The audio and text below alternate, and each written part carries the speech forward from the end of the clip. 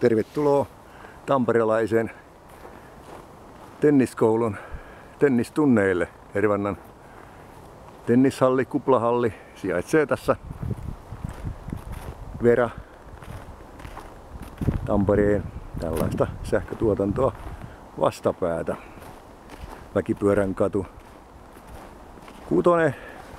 Vanha merkintä on tuolla 8, mutta se on sinne jäänyt historiallisena reliikkinä, kun tällä kadulla ei ollut muuta kuin tämä kuplahalli aikoinaan. Mutta nyt tähän on tullut tällaista pientä